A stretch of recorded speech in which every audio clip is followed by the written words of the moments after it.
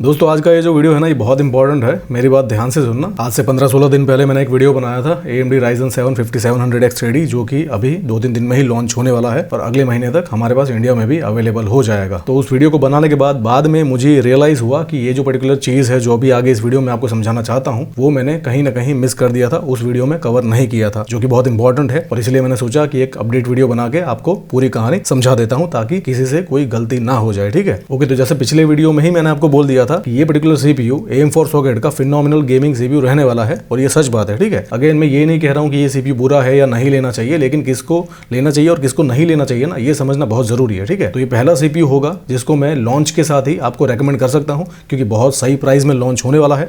25 के आसपास लॉन्च होगा। हो सकता है फ्यूचर में ये और भी सस्ता हो जाए, 20,000 के आसपास भी मिल जाए, लेकिन अभी जिस प्राइस में लॉन्च होगा तो उसी प्राइस को कंसिडर करते हुए आगे की सारी बातें समझना बहुत जरूरी है। ओके, तो बिल्कुल सिंपल शब्दों में मैं आपको समझाऊं तो ये CPU किसके लिए बहुत बढ़िया रहेगा या किस यूजर को परचेस करना चाहिए। तो ये जो पर्टिकुलर CPU है ना, वो उन यूजर्स के लिए बहुत ही फिनोमिनल रहेगा जिनके पास राइजन की फर्स्ट जेन का, सेकंड जेन का या थर्ड जेन का बजट कैटेगरी का कोई CPU उसमें लगा हुआ है और AM4 सॉकेट है, उसके पास रैम भी लगी हुई है, GPU भी लगा हुआ है। तो उस पर्टिकुलर यूजर को बिना ज्यादा खर्चा किए सिर्फ ये एक CPU परचेज करना है, जो कि 25 के आसपास उसको मिल जाएगा। अपने मदरबोर्ड के बायोस को अपडेट करना है, ये CPU उसमें लगाता है और गुड टू गो। ठीक है, नया सिस्टम बनाने की बात नहीं है, पुराना सिस्टम है, उसमें सिर्फ CPU नया लगा के बहुत ही बढ़िया क्वालिटी का गेमिंग सिस्टम आप डिजाइन कर सकते हो। ठीक है, 25,000 की प्राइस रेंज में 8 को 16 थ्रेड के साथ मिलता है, प्लस ज्यादा वी कैश के साथ मिलता है, तो गेमिंग में तो बहुत ही बढ़िया परफॉर्म करेगा। प्लस अगर हम प्रोडक्टिविटी की भी बात करें तो 8 को 16 थ्रेड के साथ आप एक बहुत अच्छा प्रोडक्टिविटी सिस्टम भी बना सकते हो। तो गेमिंग, प्रोडक्टिविटी दोनों चीजें बहुत बढ़िया हो जाएगी और उन्हीं यूजर्स के लिए ये CPU है।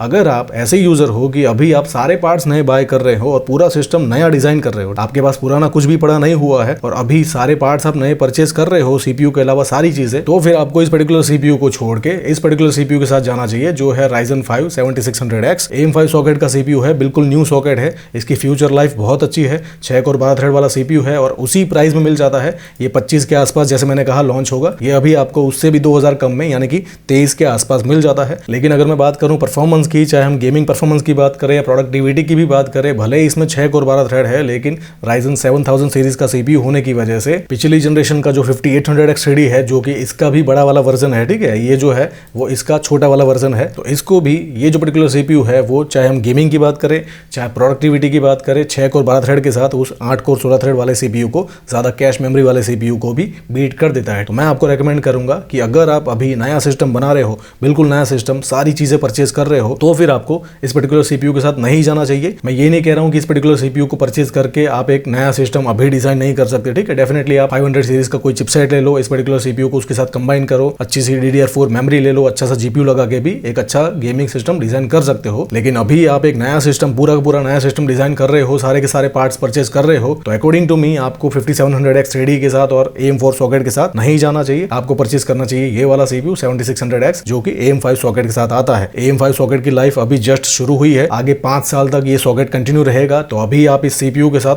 600 सीरीज का कोई मदरबोर्ड लेके सिस्टम डिजाइन करते हो सकता है इसका मदरबोर्ड आपको थोड़ा सा महंगा भी लगे, लेकिन आपका सिस्टम फ्यूचर प्रूफ हो जाएगा। ठीक है, तो आज से 4-5 साल बाद भी AM5 सॉकेट का कोई CPU लॉन्च होता है तो उस CPU को परचेज करके अभी का जो करंट आपका मदरबोर्ड है उसका सिर्फ बायोस अपडेट करके उस CPU को आप इस पुराने सिस्टम में भी चला सकते हो।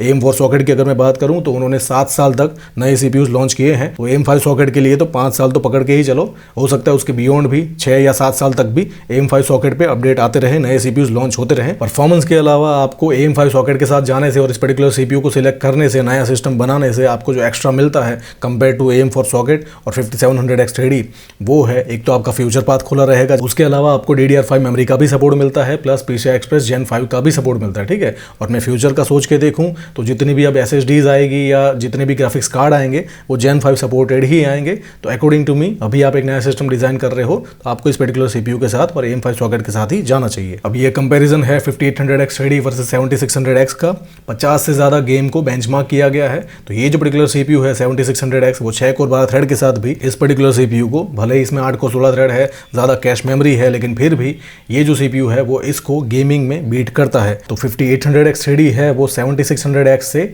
4% स्लोअर है। तो अगर 7600X है वो 5800X 3D को बीट करता है 4% से, तो 5700X 3D को तो आराम से बीट कर देगा with lower price. So I hope जो भी बताया, जो भी समझाया समझ में आ गया होगा, लेकिन फिर भी कोई इशू है तो पूछिए, I will definitely answer you. Thank you so much.